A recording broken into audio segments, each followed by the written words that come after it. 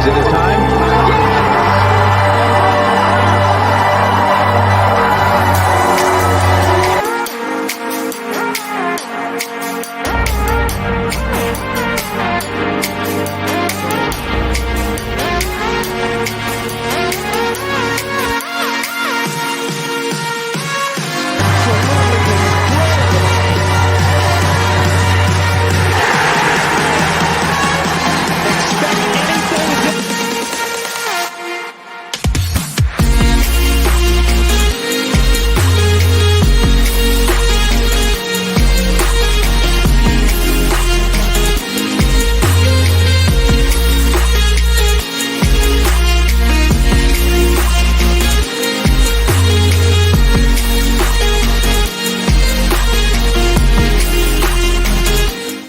And welcome to Off the Tee. My name is Chris Exusion. You can find me at Chris Ebom on Twitter and at OTT Matchups.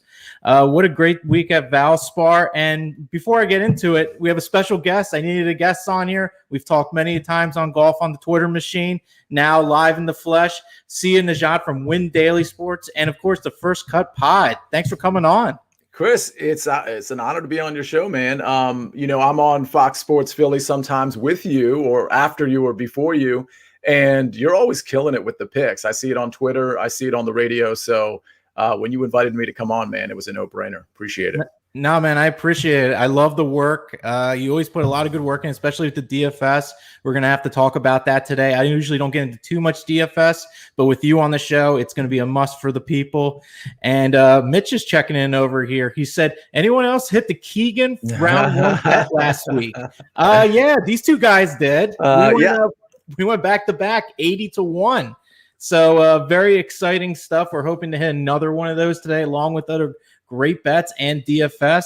And checking in, what's up? Nothing, just making money over here, talking golf, informing the people. So real excited about that. Valspar, I found something pretty interesting. In the last round, Keegan Bradley was dominating everybody in every category except strokes gain putting. He was only one gain stroke putting, and you had guys like Sam Burns that had 7 strokes gain putting, but he was dominating the field tee to green. I thought for sure he was going to be a guy that was going to lock it up on Sunday just on those numbers.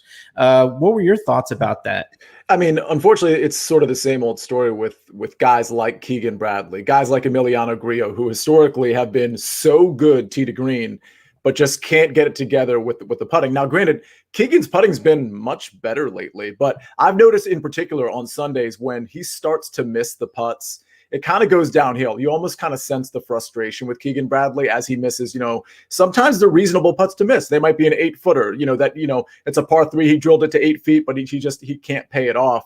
So once that starts to build for Keegan, it usually goes downhill. Frankly, it usually goes downhill for a lot of people there. The cool thing about Keegan, though, is if he can ever get the putter going for, 3 out of 4 rounds, 4 out of 4 rounds, he will win some tournaments. And that's plural. Like, this guy is a king ball striker, and his game is better than it's ever been, in my opinion. Yeah, I mean, it's pretty wild. When I see him approach the ball and hit the ball, he gets in that little squatting position. He gets really low with that ball. He does the little twirl of the club and everything. Mm-hmm. He has a little flow to him. I like it. It just didn't really work out for him there. Tony Cotillo checking in. My guys, let's get it. Appreciate both you and your golf game.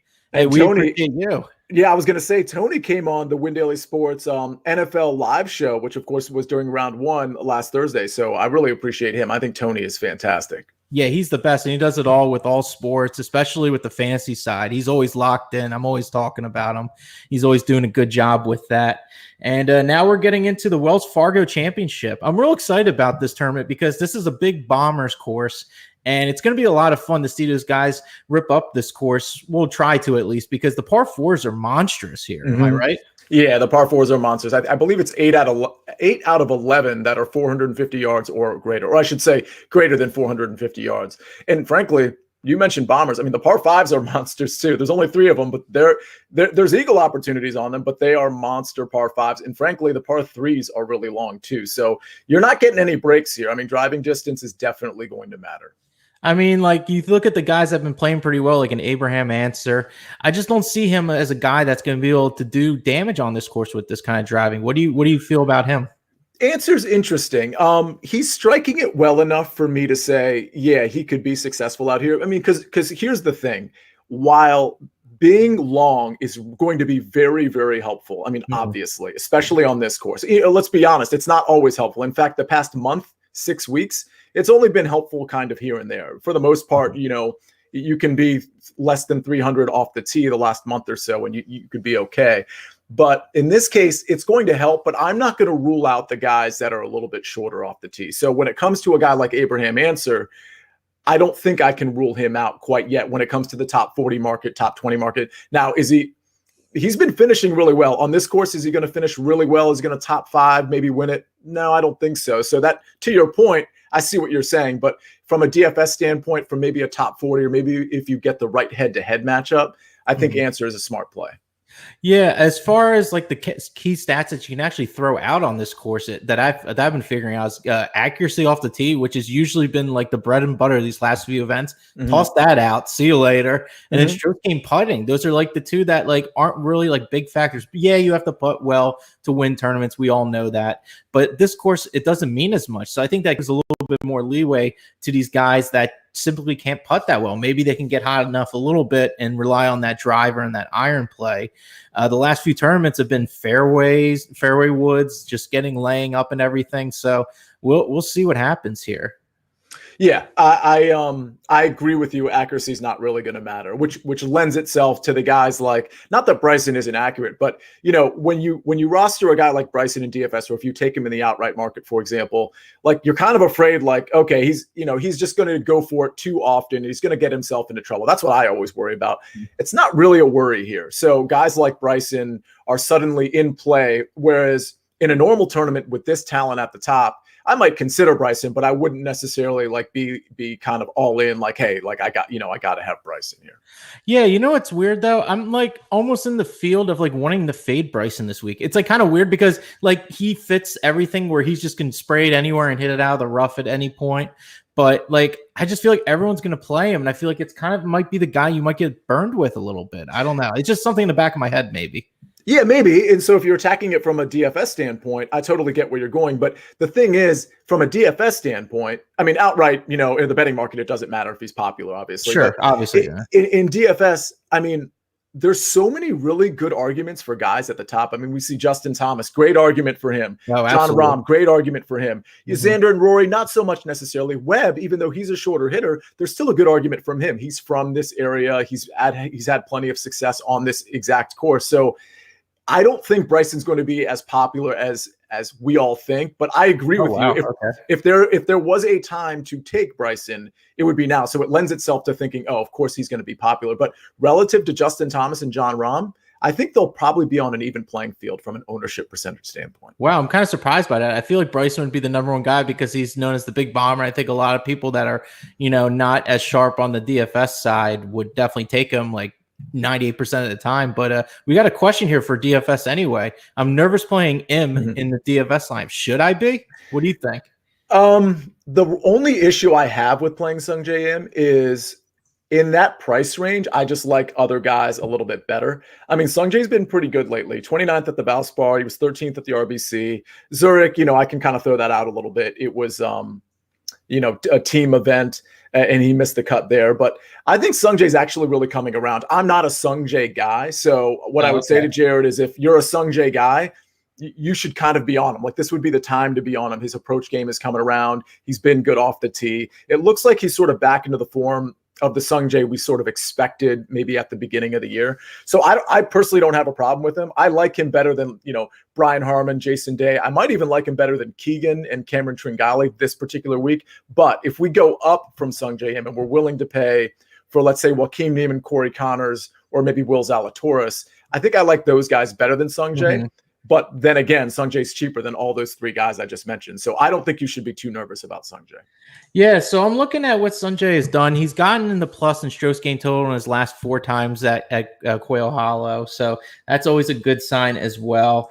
And I'm looking at his approach numbers. They have been getting more in the positives, which is the Sungjae that we usually know. He kind of was in that slump of the iron play, which was shocking because I always he's always great with his irons. And we know he's very accurate off the tee, giving up good amount of distance. So I mean, he is a guy that can be a top tier guy. So, I mean, yeah, maybe not many people are going to take him. So I feel like that maybe for value standpoint of like ownership standpoint, I think it might be a good spot there.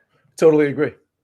So yeah. So anyway, so Keegan Bradley, you were talking about fading Keegan Bradley. I couldn't agree with you more there. I think when you have those kind of emotional roller coaster rides that he went through, there was a lot of heartbreak, and he pretty much gave it his all, and he was pretty much, I think, playing the best out of anybody in the entire week based on the numbers.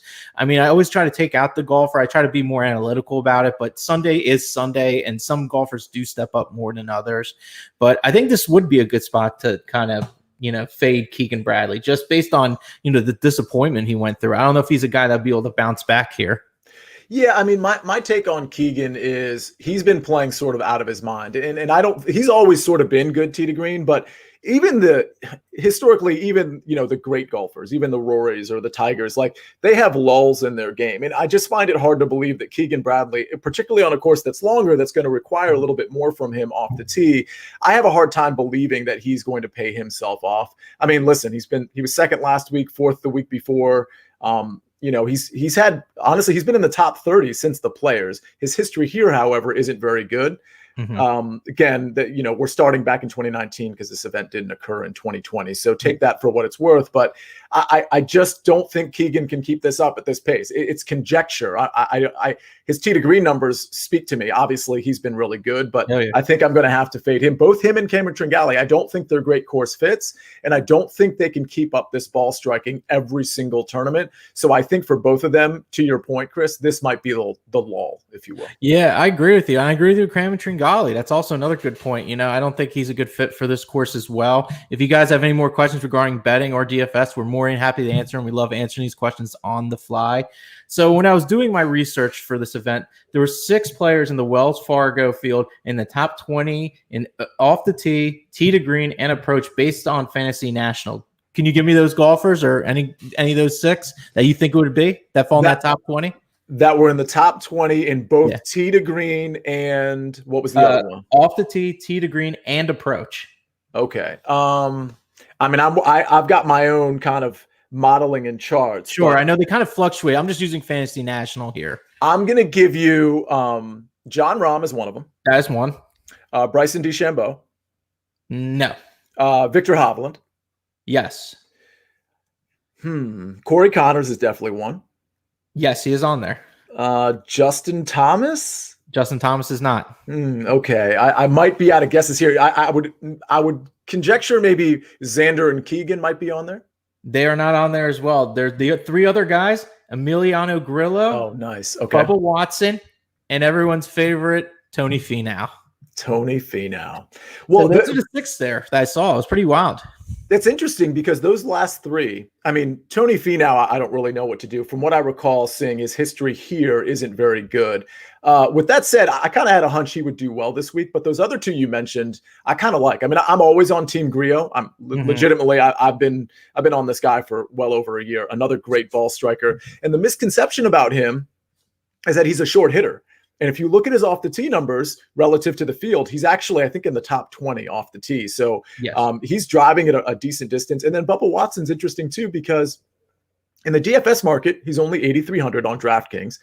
And that's a pretty good price for a guy that's really been finishing really well and rating out really well. I'm not a Bubba guy. I've never really kind of like clicked him for whatever reason. But even like on the first cut earlier today, I was like, I might have to come around on Bubba Watson because the price is right from a DFS standpoint. And he's been actually really good in the ball striking department. Yeah, absolutely. And speaking of Emiliano Grillo, are we bothered by him Are we bothered by Grillo this past weekend, or do we think people are going to be off him a little? What are your thoughts?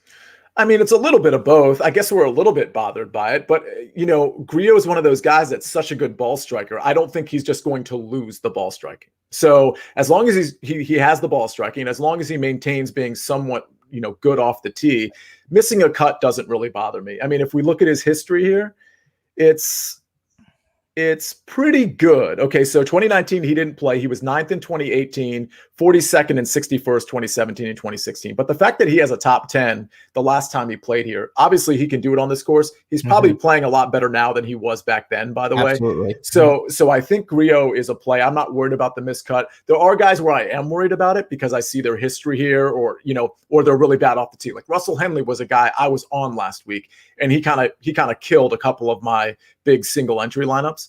And I looked at him this week. I was like, okay, I don't want to necessarily back off of him because of a missed cut. That's not like really the right way to approach DFS necessarily. But then I looked at his off the tee numbers and other things. And I was like, okay, I'm off Henley, but I'm on Grillo. So we got another question here. Is Phil worth it giving it his great course history? That's a good question there. Yeah, we talked about this on the first cut earlier today as well. I'm not a Phil guy. So I will acknowledge not only does he have good course history, but his numbers have been really good. If you look at his off the tee numbers lately, let's say this calendar year, if you look at his approach numbers, they're all like pretty good. And if you had a different name next to those numbers and it wasn't Phil Mickelson, I might be like, oh, that's interesting. But I just can't come around on Phil Mickelson. So if you want to come around on him, Flat Mitchell, totally cool. I get it. But I worry a little bit about his game off the tee on a longer course. I just worry about him getting into trouble. But then again, the rough isn't super penal here. If you go wayward, like you said, Chris, you can get out of it. And Phil is kind of the king of that. If there was a tournament to play him where I might play him, it might be this one. But full disclosure, I'm not on him. Yeah, I think, well, we know how good he is off the tee, and he does spray it around for the most part. That's his biggest issue off the tee, his accuracy. But, I don't think that's going to be a big deal because, like you said, the rough isn't that treacherous for the most part. And, he is the king of getting out of crazy, like, shots and scrambling, if you will. Like, he does it all the time. He always puts himself in that first bad position. He'll hit it, like, 310 or 320, and then you'll see him chip it over this tree onto the green. And it's like, really? Like, you could just hit it on. I almost don't want to even have him in the fairway. I feel like he hits better off of it at these points. I agree with you. I feel like when it comes to Phil, on the Friday sweat where we're sweating the cut line, I feel like it's always like he's coming down the final stretch, which in this case is going to be the Green Mile, and he's always like right near the cut line. And you're just sweating, like he's got to make a par putt or he's got to make this bogey putt to make sure. And like I just, I know that's that's like the majority of golfers week to week are kind of like maybe near that cut line, but I can't get behind Phil at this point. Knowing his age and knowing his kind of his up and down finishes and missing cuts, knowing how packed this field is, it just doesn't make me comfortable. Yeah, you feel like it hit his peak at this point, even though it's not like the biggest peak in the world, but I feel like it can only go downhill from here for the most part. I want to root for him. I mean, so it's kind of win-win. Sure, I love Phil. If you're off of him and he does well, you're not going to be like, damn, because it's Phil. It's almost like the same thing as Tiger, where if you didn't roster him, but he did well, you're like, oh, well, this is such good entertainment value. So, like to me, it's like, it's kind of win-win. I'd rather not put my investment in Phil Mickelson though. Yeah, honestly, I'm a graduate of the University of Arizona, and he's the Sun Devil rule, I pretty much say, because he's like the only Sun Devil I like. So you went to ASU. He's the exception because he's just an awesome dude, and he's a lot of fun there. We're getting into a little fantasy over here. These middle-of-the-pack ball strikers are amazing. Do you think fading the 10K is viable, starting with, say, a Hovland? So this is it's an interesting question, particularly this week, because let's say you want to roster in DraftKings, for example, an elite guy. Let's say John Rahm at 10,800, he's third in pricing. He's 500 down from Justin Thomas. And let's say you want to go down to Corey Connors as your second guy, who's, a reasonable 9,200. Once you do that, you're left with 7,500 for your next four players. And I'm telling you, when you get to that 7,500 range, for those of you that haven't built lineups, which is like 95% of you, it's not a good look. Like it's not where you want to be. So roster construction is going to be extremely difficult this week. There's no other way to say it. It almost feels like the Zurich, where like the pricing was sort of out of control and weird. It almost felt like DraftKings kind of messed up. I'm not saying they messed up in this case, but my point to your question is, you'd be surprised. You can take Victor Hovland to start your team at I believe 9,800, and you're still not going to have the room that you think you're going to have, because what you're going to try to do there is you're going to try to take Hovland, and then you're going to try to take, a couple low 9K guys like let's say a Will Zalatoris and a Max Homer, Joaquin Niemann. And you're going to think, oh, okay, I started lower. I'm going to have a bunch of 8K guys and upper 7K guys at my disposal. It's not going to work out. The math isn't going to work out. And you're going to have to dip into that low 7K range, which frankly, I'm not a huge fan of. So you're going to have to dip there anyway. But if you want to start your lineup with Victor Hovland, I totally endorse that. But just know that you're not giving yourself the break that you think you are, because pricing is really tough this week. So if somebody was looking at that 10K range and they feel like they have a lot of sleepers they want to throw in there in the 6K range, that ballpark, maybe even an 8K to throw in there as well. If there's two guys that you said, hey, these guys are worth flyers in the 10K range, who would those two guys be? It's so tough because I'm trying to debate between four guys, believe it or not, which is okay. Which is not a fair answer, but let me give you the four guys. Let me set the table, and then I'll pick two from there. I like Justin Thomas. I like Bryson. I like John Rahm, and I like Webb Simpson. And we kind of talked about Webb Simpson, how he's kind of a shorter hitter, but honestly, he's still a pretty good course fit here, and he has good course experience here. If I had to pick two of them, it would be Justin Thomas and John Rahm. That's just John Rahm has been very consistent. He pretty much top tens like every tournament. He certainly has the upside to win a tournament. Justin Thomas is the ball strike. I'm not a big Justin Thomas guy, to be honest with you. So it's kind of almost a tie between JT and Bryson, because I love what Bryson does off the tee, particularly here. But Justin Thomas ball strike, it's been so good. His putter has been a complete disaster. I'm a big fan of kind of taking the guy who's been a disaster with the putter, because I totally agree. Yeah, you expect regression there. And I mean, if you look at his ball striking, even just last week, it was elite. And he still finished 13th, even though he lost, I think, 6 or 7 strokes putting. So JT and Rahm would be my favorite too. And a very close third is Bryson and Webb Simpson. Yeah, I mean, Justin Thomas, he had the same like strokes gained tee to green numbers as Keegan Bradley, but he had like a -7 strokes gained putting. Yeah. And I'm right on the boat with you. That's kind of the thing I look at. He's a guy that can fix the putter pretty quickly. I mean, he's that good. He has that pedigree to win. He got cut that one tournament, and then 2 tournaments after he won the Players, right? So, I mean, he's a guy that can bounce back. Definitely can't putt any worse than he did last week. I'm on the boat of John Rahm and Justin Thomas for my two guys. If I had to pick one or the other, I think John Rahm, well, I'm just looking at the stuff here with Fantasy National over here. He's second strokes gained off the tee, second ball striking, first tee to green, first strokes gained total. I mean, he checks so many boxes off. He hasn't won yet. So it's just, you're not really getting, on a betting perspective, you're not getting the odds that are really beneficial. He's the 10, 11 to 1 spot for the most part at most books. But at a DFS standpoint, John Rahm would be like my number one guy there, then JT there. So if we went into that 9K range, where were the two guys that you would prefer over in that spot?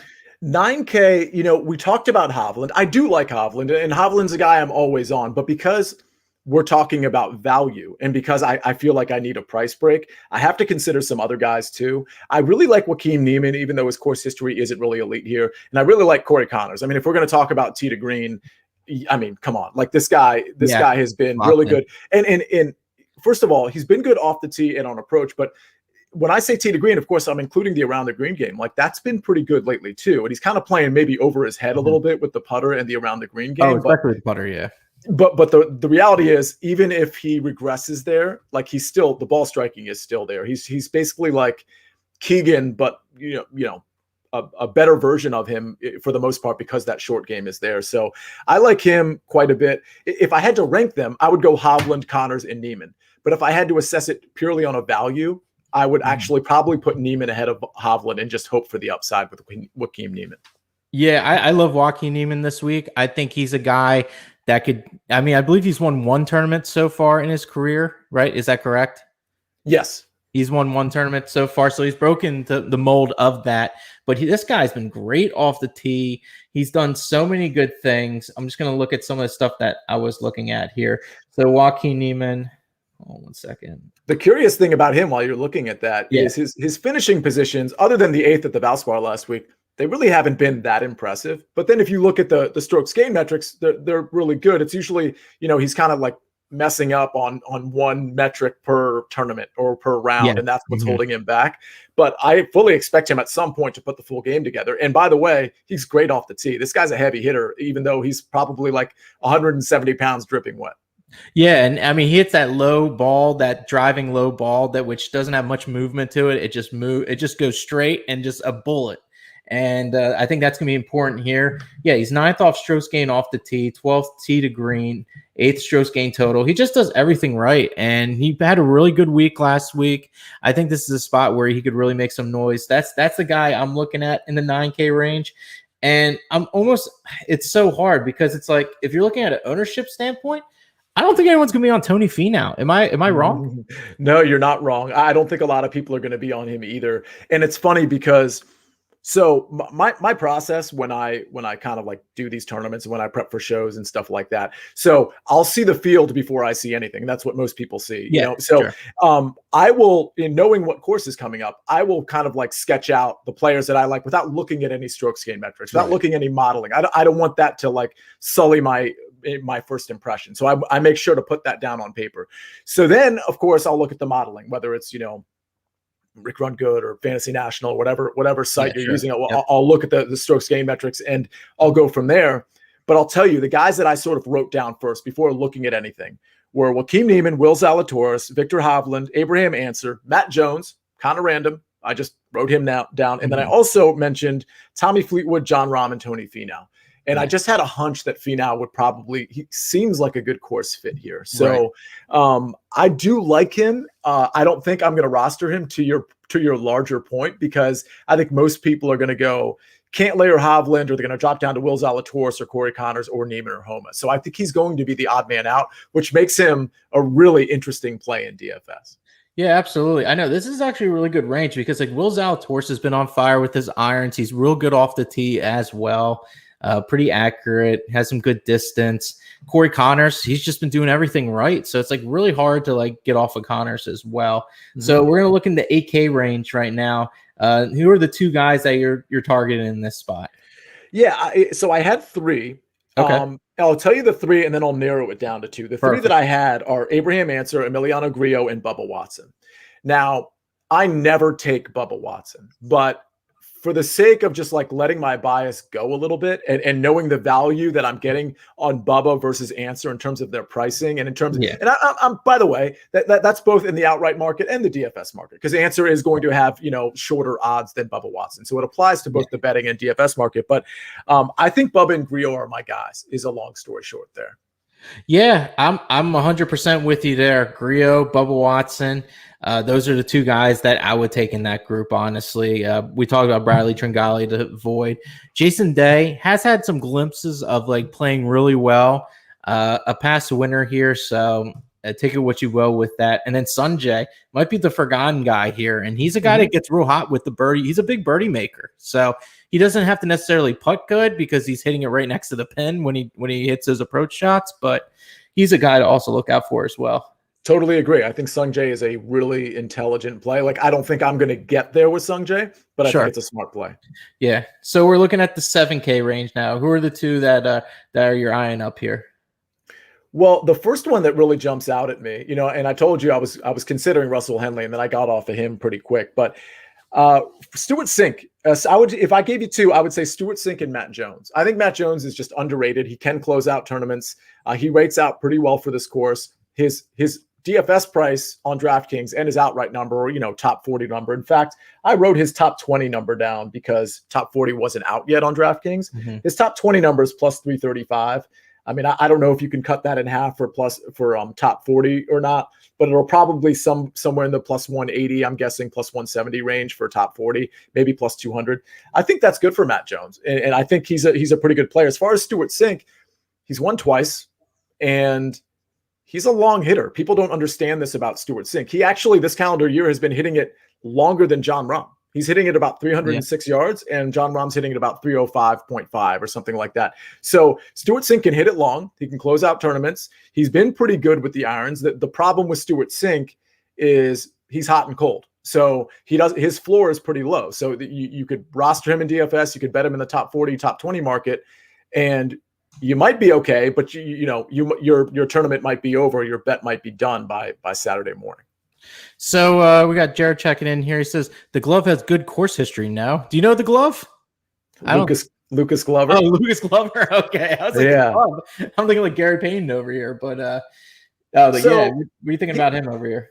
Yeah, I mean, Glover, I've been on the last few weeks. I'm actually a big fan. I don't know that I'm going to get there this week. I don't think it's a bad play at all. He's been playing pretty well lately. He's not doing great on the weekends. As far as his course history, to your question, 31st in 2019. 2018 was a missed cut. 52nd in 2017, but that wasn't even on this course. That was for the PGA Championship, I believe. 16, he was 8th, and 15th, he was 28th. So, yeah, I would say that's pretty good course history for a guy that's named Lucas Glover. Am I in love with it? No, not really, but I don't mind that play at all. So Mitch is checking. He says, Brandon Steele thoughts. I like him value-wise. So I'm gonna talk about him a little bit here. Brandon Steele, I'm looking at what he's done pretty much in his last 12, 16 rounds. He's been in the plus every time and off the tee, which I think is going to be really important here. I mean, he's been kind of crazy with the strokes gain total, where he's had some negatives, but then has some positives. So it's an up and down kind of value. But as far as his approach game, also been pretty decent as well. You're about a little over 50% above on the positive when it comes to approach. So I think number one important thing is strokes gain off the tee. We can't stress that enough. And he's been pretty solid with it. So maybe he could be a sneaky play. What are you thinking about him?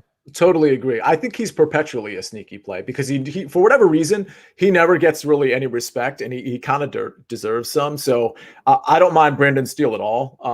He's been pretty good lately in his course history here. I mean, 54th in 2019, nothing to write home about, but it's a made cut. And then the last two times he played were in 2016 and in 2015, and he was top 15 in both of those. So clearly comfortable at this course. I think in the last year or so, he's probably been in the best form that I personally remember him being in. So I think it's a fine play. Yeah, he's a guy that never really caught my attention that much until this year. Like you said, he's just been playing really well for the most part. Mm-hmm. But I'm looking at what he's done at the Wells Fargo and at the PGA Championship that also was at Quail Hollow as well. He was in the plus every round off the tee. So, I mean, that does say something at a course where you need to be really good off the tee. He's been in the plus. He's been over 2.5 strokes one round and then just been pretty solid besides that. So, yeah, I think he's definitely worth a flyer over here. So, another question here. HV3, can he ride the wave off the T2? It's a really interesting question. I'm actually looking at my model right now, and I can't believe my eyes. So I think I have to double check this because I actually don't see him on my sheet anymore. So he waits out pretty good on my model, but I need to double check that. Listen, he's been pretty good with the ball striking. I don't think I can get around on HV3. I mean, this is kind of a biased thing too, because every time I decide to roster him, he like misses the cut. And that's been kind of a lot lately, although he's really picked it up the last, I would say, month or so. So I don't have a problem with the play. For me, I'm not going to be on him in that range. I'll probably find some other guys, but this is probably the time to take him. The ball striking has been there. Yeah, so I also ran my own model as well on Rick Rungood. Great website for all data needs. I'm a paid subscriber. It's fantastic. It gives you all the info you need for your own work to figure your stuff out for the tournaments. I actually got Harold Varner first, second, third, fourth, fifth, sixth on my model actually, which is pretty wild. With him and like Luke List, those are like the big long shot guys within like the top 10, top 12 that are showing pretty well here. So he might be a spot. He might be like a good like top 20 guy. Maybe you'll be able to get some good value off that. Yeah, I'm double checking. It's funny because I have my model printed out, but then I have it on my second computer that I'm looking at, and the computer doesn't lie, and he's eighth on my model. So I mean, listen, I'm kind of one of those guys that I like having the model, but I'm not necessarily like stuck to it. But I can't just ignore the fact that Harold Varner III is eighth. So I'm going to have to look into that a little bit deeper and see if I can really trust the play. But it looks to be a very smart play to answer. Yeah, I mean, I think I'm going to be in the same boat with that too, because I don't think he just shows up 6th or 7th in my model for no reason at all. So I think it's worth considering there. My man Mark Drumheller checking in. Thoughts on Will Z and Neiman? I'll let you start, and then I'll finish off with those guys. Yeah, I mean, we talked about Neiman a little bit. The ball striking is there. The finishing positions haven't been there. But again, that's because he's just sort of been bad in one metric every single tournament. It's either, he's a little off around the green, but his ball striking is great. Or his approach is great and off the tee is great, but his putter is bad. Or, it's always been something like that with Neiman. But that doesn't bother me that much. It would bother me a lot more if he was just always bad on approach or if he was just always bad off the tee. That's not the case. And he's a really good course fit here. So I like Neiman a lot. Will Z, I like. I don't want to. Normally, I'd say, well, he hasn't played here before as a young guy, but like that doesn't. He never plays anywhere. Exactly. Like he's impenetrable. Like there's nothing you can say against him. A lot of, a few weeks ago, I didn't want to play him because it was a tricky course, and you had to put the ball off the fairway in the right position, and you had to worry about trees and other obstacles. He dominated because that's what he does. And I guess it was the Masters too, where he kind of dominated as well. So I don't have an argument against him. He also went to Wake Forest, so he should be familiar with this course. So even though he hasn't played on it on the PGA Tour, I'm imagining he's played on this course quite a few times. I haven't gotten around on him yet because of the price in DFS, but in terms of the outright market and the top 20 market, big fan. I love it. Yeah, I'm huge on Will Zalatoris and Joaquin Neiman. I actually think Neiman's the best value on the board to win outright, honestly. We'll get more into our winners later. I think Will Zalatoris is fantastic. I think his approach numbers are, they're one of the best on tour next to JT for the most part. And he's very good off the tee. And he's a guy that can run up. And I still believe that second at the Masters really said a lot about him because that was kind of his breakthrough. Like, I'm here. I'm ready to play, and it's wild. He doesn't, he needs to play these tournaments to get his card and everything. Yeah. It's just so crazy how the rules are and everything. But before we get into some other stuff, let's get into the final 6K range. Before we get into that 6K range, we got a question: is who is Vincent Whaley? He hasn't been any worse than 36 since late February. Only 6,400. Is this the small play that we need to look at here? This is a funny question to me because on the first cut earlier today, we were going over the 6K range to close the show. I completely ignored Vincent Whaley because that's what you should do when you run across Vincent Whaley's name. But Rick, Rick from rickrungood.com, which you were just rightfully touting, he brought up Vincent Whaley and he's like, hey, should we be paying attention to this guy? Just like Jared is saying. And I think the answer is yes. So here's the thing about Vincent Whaley. If you run him in a model, it's going to be Disasterville. All you're going to see is red and high numbers, okay? But then you look at his finishing positions, and they're all really good. I mean, he's, like you said, he hasn't finished worse than 36 since late February. And you might be thinking, oh, well, maybe he's only played 2 tournaments. No, he's played like 5 or 6 tournaments. Here's the thing. 3 of those tournaments didn't have a measured event. Like, they didn't have shot link. They weren't measured events. So those 3 tournaments he actually did really well in, but we don't have the data to support, the strokes gained metrics. And therefore, when you look at him on a model, it's going to look really bad because he doesn't have the benefit of having, that's a total of 12 rounds where he was actually like gaining on all of these metrics that we look at. So I think Vincent Whaley is a really smart play in the 6,400 range. I mean, it makes so much sense. I mean, listen, I play a lot of single entries in 3 max, so I don't know that I'm going to be making that leap. Maybe like a lower end 3 max, I might do it. But if you are playing a tournament and you want to have like one bullet in the 150 max tournament, like the big one, or if you want to just like you're doing 150 lineups and you want to carve out some for Vincent Whaley, I fully back that because this is a situation where the numbers are not representative of how well this guy has been doing. They're only half the story. The finishing positions tell more of the story in this case. Yeah, so when I look at the 6K range, there's one guy that just stands out to me. It's Luke List. I think he's the guy that you play in this spot. He's a guy that drives the ball very far, very good off the tee. Strokes gained tee to green, also a great stat for him. His driving distance averaged 313, so he can really bomb it with like the best of them. So that's the guy that I'm looking at as well. And my man Brian's checking in. This should be on ESPN. Love this. Wish I knew what the fuck you guys were talking about. But it's awesome. Thanks, man. I appreciate it. He's one of my poker dealer guys that I used to work with in the poker world. I used to be a poker dealer for 10, 12 years. And I used to do some pit bossing as well. So I got out of that eventually, but he's one of my dudes. So I appreciate him checking in.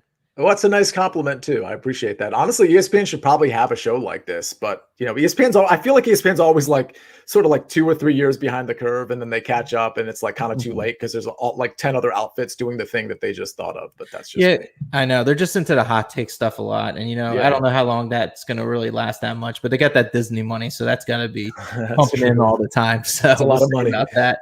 So those are the things we're looking at for DFS for the most part. So my approach for DFS this go around, I'm going to be really firing this week. I saw a $3. Let me see what it was. It was on DraftKings. It was a $3 20 max 80K pool. First prize is 7,500. That's what I think I'm gonna fire 20 bullets. I think I'm gonna get real froggy with it because I think there's good opportunity with off the tee guys that you can kind of mix in and out, and I think you can finally maybe hit a good combination with that. Jared checking. I always miss the KH Lee pick. Yes or no, real quick. It's a no for me. I'm not an anti-KH Lee guy. There are times where I've taken him, but no, it's a no for me. No, but it's just funny because every time I see KH Lee on TV, they always show him when he wins the player. I think it was the players, right? He won the players, and they show him hitting that little like wedge shot, and he's just like, yes, and he's like on that green in victory. I think it's like the players or PGA or something like that. I can't remember. I honestly can't remember that. Fair enough, though. But yeah, Brian goes right. I shouldn't even mention ESPN. It's kind of offensive, actually. It's okay. It's fine. Hey, if I got picked up by ESPN, I would be extremely happy. So I took it as a compliment. Yeah, no absolutely. This is more legit. You haven't mentioned a golfer Twitter account yet. Love it. We appreciate it, man. Thanks again. So so the big story was last week. We both were on the line change with John Jansen. I came on first, and then you were doing stuff with the NFL draft because you do more than just golf. You do everything else. I'm just kind of locked in at golf at this point, and I've been just enthralled with it for the most part. I'll get back into football right before the season starts and everything. But we both hit. I actually rode the Denny McCarthy train with you, but I bought a nice blow-up mattress because I did hit with, I did hit with Keegan Bradley. So I got a nice plush one that I can sleep on. The puppy can sleep on it. It's unbelievable, but thank you anyway. So we still got the air mattress rolling. I just posted that on my Instagram. So for anybody watching, follow me at Sia Nejad Sports. It's the second to last clip I just posted. I posted 2 today. It's actually a pretty funny clip. I'm so glad you watched. I had fun. It was gold. Once I saw it, I was like, this is a must play. And I was like, all right, I got to check what Sia's got to say. And then you just talked about it. It was great. I threw $5 on it. It was the best $5 I ever spent. So appreciate it. It was a lot of fun. But anyway, so I went on the show. I gave out a couple of these, and I said I love Keegan Bradley. That was my favorite one, 80-1. This is the play. And then you went on there, and I would listen to your show because I always like to listen to your stuff. And you were talking with Jansen as well, and you went Keegan Bradley also. I'm like, oh, wow. I'm like, I got to double up on this. I ended up doubling up on it, and then we both hit on it. So, and I know a lot of guys hit on it, and I'm glad because I love when the people make money off of our plays because, I mean, we want to see guys beat up the books. It's fun. I mean, the books get beat, so it's not often. So they don't mind when they take a hit or two. If anything else, it induces people to kind of come back in. Oh, sure, absolutely, more firepower. I know you're the same way. Like I get a lot of enjoyment. Honestly, I get more enjoyment out of people like winning off of my bet than me winning off my. And I think that's partly because, when you do something for like 10, 15, 20 years, like, when you win, it's not like a foreign feeling, but when you lose, it's not a foreign feeling either. But like when somebody you might not know very well wins because they took your advice, it's just kind of a novel thing. And it's like really cool. So for those of you that listen to Chris or listen to me or some of the others that were on Keegan, it's super cool to see you guys win. See you guys or girls win, I should say. Yeah, absolutely. Just that's how I feel too. Like, yeah, it's great winning the money if you put a bet on it and everything like that. But I always like it when people winning money and they're just happy that, hey, I got some money to play with this week. And even just hitting that bet, it was like almost impossible not to win money that week. So it's like you're like an automatic free roll and you could just fire away on all sorts of bets. Like I fired away on a couple bets just because I hit that bet. I ended up taking Keegan Bradley 2-1 on Sunday because I thought his metrics worked out the best. But once again, Sunday happens and, some golfers rise up to the occasion. And I got to remember that sometimes because I try to be as unbiased as possible when it comes to golf. I try to be strictly numbers and this and that, but I think Sundays is always a little bit of a different story. But I think this is the right time we should get into top leader after first round. What do you say? Let's do it. Yeah, I'm in. All right, so I wrote mine down. I don't want anybody to think that we talked about this before or anything. He has no idea what I wrote down on this paper, what I have here. I just want to see if I just matched with him in general. So who do you got for first round? See you. All right. So how many names can I give? Like, what's a comfortable range? You can give, I don't know, give 5, 6, maybe. I don't know. Let me give 6. Okay, give 6 out. Sure. I have 7, but one I don't even like. Well, a few of them are really long shots, so you guys might not like them either. But let me give you the shorter odds ones first, okay? Victor Hovland at 28-1. That number's not super fun relative to some of the first round leader numbers, but Victor Hovland's one of those guys, and he played really well on Sunday. Like, once he's in the zone, like he's one of the best golfers out there. So 28-1, I think, is a fair number. Joaquin Niemann at 45-1. I think we all like Joaquin Niemann. We like the outright number too. So Niemann at 45-1. Emiliano Grillo at 66-1. I feel the same way about Grillo that I did last week about Keegan Bradley, in the sense that these guys typically aren't going to close tournaments out for you on Sunday, but can they get hot on a Thursday? Like, they've proven they can get hot on a Thursday. So Grillo at 66-1, I don't mind. And then here are a few like super long shots that honestly I'm not even playing in DFS, but as a first round leader, I'm okay with. Cam Davis at 100-1. Sebastian Munoz at 100-1. He's sort of been off the map, but he typically, if he gets hot, it's on a Thursday. And then this is the silly one. This guy can get red hot and ice cold all in the same round, or on Thursday and then Friday. Hopefully it's a Thursday Friday situation. Yeah, right. Akshay Bhatia at 150-1. Is a fun number. He really does rise in fire. He rises and fires. He's just that guy, and he's so young. He's like 19 years old. He looks like he's 11. Honestly, if you look at him, he looks like just a young kid. I think in 2 or 3 years we're going to start hearing his name a lot more, because he's going to establish some consistency. But 150-1, I think it's worth a few bucks to throw on that. I absolutely love that play. I don't have that, unfortunately. I might have to throw a little bit out there. We got someone checking. Niemann's first rounds are fire. I agree with him. He is a guy that can be a first round leader. I think he's been up there before. Victor Hovland, I'm one of the biggest Victor Hovland fans. I have an 80-1 ticket for the Open Championship across the pond that I bet a long time ago. I think he's currently 40-1 right now, but I have that 80-1 shot there. But he's a guy that he never leads after first round. I feel like he's always a late starter. He's a guy that always needs to catch up, and then he eventually catches up, but it's sometimes too late. So he's typically a guy I don't like for first round. But I got my list here. First guy on my list, Emiliano Grillo, 66-1. Nice. He's my absolute favorite. Yes. I absolutely love him here, Emiliano Grillo. I know you can actually see it now too. I see it, absolutely. I'll cover the other thing here. Okay, I see it. Yeah. But so Emiliano Grillo, 66-1. I also have Cam Davis 100-1. Wow. He's a big bomber. He's 8 strokes gained off the tee, 9th in distance. He's inside the top 30 in par 3 and par 4 birdie or better scoring in the PGA. These are long par 4s. And if he can get birdies on those, he's a guy that can lead in the first round. I've seen him at that top of the board in the leaderboard. He's a guy that can take advantage of a long course. I love him for the value here. Keith Mitchell, 110-1. He's a guy that I really like as well. He leads the field in strokes gained total with 2 rounds at Quail Hollow Club in the first round at 5.13 strokes gained total. Has been in the positives in strokes gained off the tee 14 of his last 17 first rounds. You need to be really good off the tee here, and he's proved it in the first rounds, and I think he's worth a flyer 110-1. And finally, Patrick Reed, 40-1. He's kind of my, kind of chalkier play for the most part.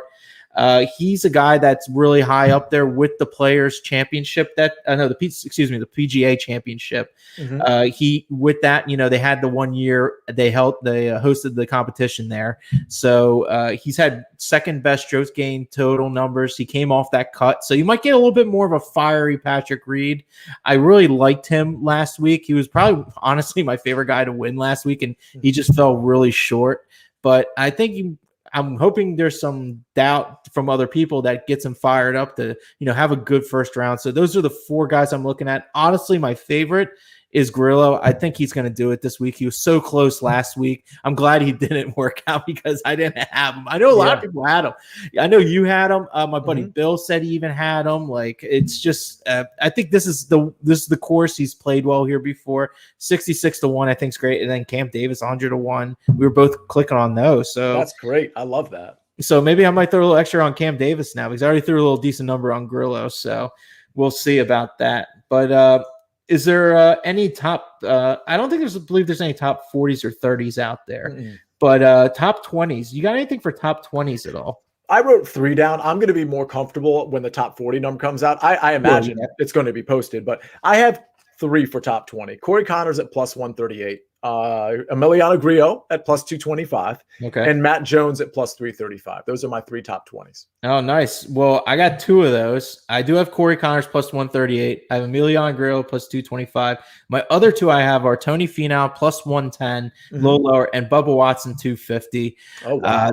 These are guys that I talked about before that pretty much fell into that top 20 and off the tee, tee to green, and approach. I think it's a good formula this week, especially being that good off the tee. Bubba Watson's been fantastic off the tee. And you know what? Tony Finau's very good off the tee, and his approach shots have been really good still. His putter's been a little iffy, but you know what? The putter's not going to be as important here. So, yeah. I mean, yeah, you're going to have to do well, like I said before. But, you know, I think Tony Finau's gonna be a little forgotten here. He's had some time off. Let me see what he did actually off the Masters real quick, because I know he had a decent finish at the Masters. Do you remember that at all? I don't remember where he finished. All right, I'm gonna look right now here. So real quick. At the Masters, he finished 10th. I mean, that was a very quiet 10. Like, yeah, I mean, that's someone getting 10th at the Masters. That's pretty serious. I had him in a ticket to win because I was kind of riding the Tiger wave of, you know, Tiger being hurt. And then like, you know, like he was a big Tiger guy. So I thought maybe it would be like a win one for the Gipper, almost kind of like, I thought maybe that'd been his breakthrough, you know, but then I think it took, I didn't realize the timetable between Tiger's accident and that it was such a big gap. I should have probably thought about that, but I took him at like 35-1 at a future because that was, I didn't think he would get it, but then it ended up shooting up because Jordan Spieth ruined everyone's future odds after he went on that run. Yep. I think I was the only not fan of Jordan Spieth doing well because it killed all my futures. Yeah, so I mean, yeah, because I even had Molinari for like 100-1, and then he ended up being like 160-1. I was like, what the heck? You know, like, thanks a lot, Jordan. I appreciate it. Thanks for coming out and win this Texas event over here. We got Jared checking in. Matt Wallace, top 20. I don't hate it. I mean, if you look at his last, 5 tournaments, 23rd, 18th, 34th, 3rd, 28th. I don't think he's played here before at this event, but you know, he doesn't rate out super well in my model, full disclosure there, but I'd probably prefer to play him in DFS because I do think he makes the cut. I'm not so sure about a top 20. Yeah, let me see what I have with him on my model over here. Oh, you know your guy Bashita? He ends up being 1, 2, 3, 4, 5, 6, 7, 8, 9, 10, 11, 12th on my model, which is pretty wild. Wow. Yeah, that's amazing. Out of nowhere, he's 12th on my model. So maybe I should just take him out of top 20. I mean, just for shits and giggles, maybe. Yeah. Maybe I might, that's gonna be like a 5-6-1, probably, right? You got to. Oh yeah, for sure. Yeah. So I mean, Matt Wallace, I don't really see him anywhere on my board. So I think I had him in my top 40 in my model. Yeah. He didn't rate out super well with the long irons, which you are going to need here between like 175 and 200 plus. So that's sort of where his downfall is. But honestly, he's been playing really well. So you can be bad in a couple things and be okay in the tournament. You know what I'm saying? You know what I'm saying? Absolutely. Like the model doesn't necessarily mean that is how it's going to play out in that specific tournament. And he is striking the ball pretty well. So it wouldn't shock me at all if he goes top 20. But my point is he's 7,500 on DraftKings. I think that's a better value than taking him top 20 in the market. Absolutely. So we're gonna get into the top 10 now. Do you have any top 10s here? I didn't even see top 10 as an option, to be honest with you. I just had top 20 on DraftKings. Is that an option? Yeah, that if you go to the finishing position, there's top 10, 5. Oh, yeah. It's kind of set up differently. But I'll go into mine. So John Rahm plus 110. He just rates out everything great on this course. You're getting a little over 1-to-1 money on a guy that's pretty much the king of the top 10. He does everything right for this kind of course. You're not making a big bang for it, but hey, a winner's a winner, and you get juice on your side on top of that.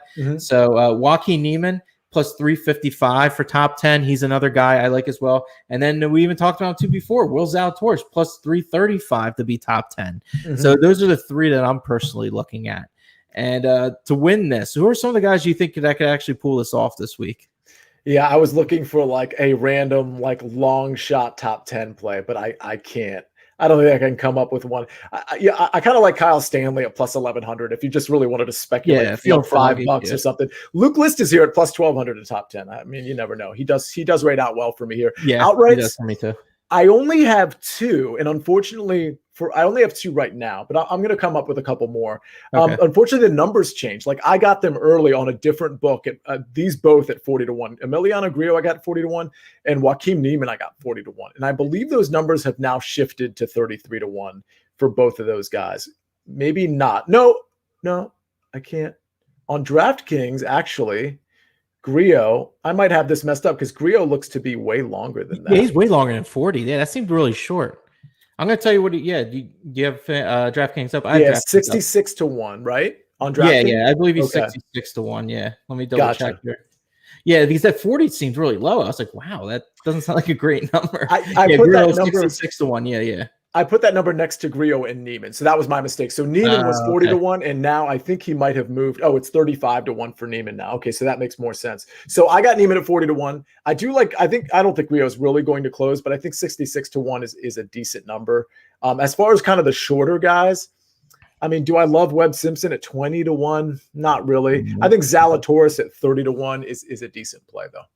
Yeah. So, when he's talking about these plays, even like a Grillo that's 66-1, even if you took him and he's even contending on a Sunday, there's a lot of great hedge opportunities. Mm-hmm. So it's not necessarily they need to win, but if you have a guy that's 66-1 and he's actually somewhat near the field of winning, you could hedge with a couple guys that you think are going to win. Totally. And then end up making money. So not necessarily you need to hold on to this ticket for dear life. You could even have like a cash out option, anything else. Like there's so many, that's the beauty of betting golf. I tell people every day, there's no better sport to bet than golf. True. If you want a good sweat in 1 day, a week, 2 days, it doesn't even matter. Like you could bet literally anything in golf. And the PGA is starting to realize this, and they're getting into more things with more streamcast and everything. Like the every shot, that was amazing. Blew my mind. Like they finally did it right one time. So that was incredible. But it's honestly if you like the action of sports betting, golf is definitely the way to go. I know football's king, and I love football as much as the next guy. Don't get me wrong. I love my NFL. I love my college. I'll be betting a college game on like ESPN 6, because that's usually what I bet my games. I bet the Raging Cajuns, like those are just the teams I bet because that's where I get most of my edge at. But as far as that goes, I mean, golf is it's fantastic. And, more and more people getting into it. And with all the coverage that you get now and all sorts of action, it's by far the best. What do you think? Oh, I totally agree. I think there's the best edge for golf. And I think it's the most fun, whether it's DFS or the betting market. I think it's the most fun sport to play. Yeah, so I'm going to get into the guys I think are going to win. I was late to the Neiman train, unfortunately. I saw on Twitter somebody said, oh, he's 40-1. I'm getting it now. I'm like, oh, he's 40-1. The numbers came out. I was like, oh, my gosh, I got to get in. And I was like looking around, and the best number I could get was 36-1. And I was it changed within like a second. And I was like, oh, well, I got on FanDuel. It was good to go. I like Jon Rahm. I think he has a real good shot of winning this. 11-1 isn't the sexiest of numbers. You're going to have to lay a little bit extra money if you want to get a good bang for your buck. 11-1. And I got Will Zalatoris 30-1. He's a guy that can break through, win his first tournament here.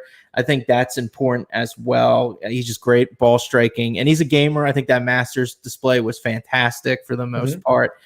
Jared's checking in here, 10-15 down, and you get entertainment Thursday through Sunday. Gotta love it. Thank you, guys. Great show. I appreciate it, Jared. Thank you so much for checking in and listening and, all that good stuff. But before we go out today, I want to make a lineup with you because you're my DFS guy, and I always ask you for advice and everything. And I'm going to go on my phone right now because I'm going to make my lineup here. I want to make a lineup with you on one of my $3 ones that I'm going to be firing away at for the most part. Let's do it. So I'm going to give you the honors of picking whoever you want here. So, well, listen. It's going to be tough, but you like Jon Rahm outright. I like Jon Rahm a lot too. He's expensive, so it's going to make the lineup construction really tough. But let's click that button. Okay, so we're going to go Jon Rahm there. I'm going to go real low. I'm going to go with my guy Luke List. He's 6,800. We're going to try and get some buyback there. So I'm going to go Luke List there. So we're at 8,100 average right now. You can go either way you want, and we can go from there. All right. So I'm going to take the time to scan this. Yep. Moving past Wallace, I'm going to go Stuart Sink at 7,900. Nice. Okay. Stuart Sink 7,900. Okay, we're at 81.6 again, which is still pretty awesome. Let me see what I got on my board here. 600. Let's see. You know what? I'm going to go with the birdie making machine here. I am going. Oh, you know what? Let me go Cam Davis. Because I kind of thought you were going there, actually. He's a bomber, and I think he's going to do well this week. It raises it up to 8,700 average with 46. So you can go high, you can go low, and then whatever you want to do. There's a lot of wiggle room here. We've talked a lot about Emiliano Grillo, so I'm going to go ahead and click that button at 8,100, and that's going to give us a decent amount of 93. Right. So I want to leave a little money off the board because I want to hit a big hit. I think that's important when you're doing DFS. You got to at least leave like a couple hundred, right? You got to think, or it depends. I mean, I think if you're doing a single entry tournament that's like 500 or less, I don't think you need to worry about stuff like that as much. But yeah, to your point, if it's a big tournament, this is a big tournament. Yeah, so. That's right. It's the $3. So yeah, you probably want to leave somewhere between 3 and 600 on the table if you can. Okay, 3 to 600. Let's see. Or you're just taking guys that aren't going to be owned. Like that's the other part of it. If you max out at the 50K and you've got two guys that are like 2 or 5 or 6% owned, you're probably going to be okay.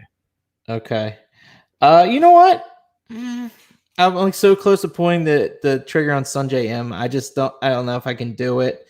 I'm going to leave a couple hundred off. It's not going to be too crazy. I'm going to go Joaquin Niemann. I think he's a guy that could actually, if he wins this lineup could really cash. This is a great lineup. I genuinely think this is a great lineup. Yeah. So so to recap, John Rahm, Luke List, Stuart Sink, Cameron Davis, Emiliano Grillo, and Joaquin Niemann. So that's the lineup we're putting out there. Hopefully we can cash out big with it because I want to give Sia a piece of the pie as well. We can advance it and free roll it to something else or whatever. But before we go, I wanted to thank you again, Sia. I had so much fun talking with you in the flesh, about golf. And we got a lot of good feedback from the people, questions. That's the one thing I love about this format live. Mm-hmm. People asking questions, because I love trying to give my best opinion about things. And I know you have a great insight on the world of golf betting and DFS. So it's a great combination. And I wanted to thank you again for coming on. Chris, thanks for having me. Totally my pleasure. And I'm looking forward to watching your stuff in the future. Thanks. Same to you as well. And remember, guys, let's go make that money.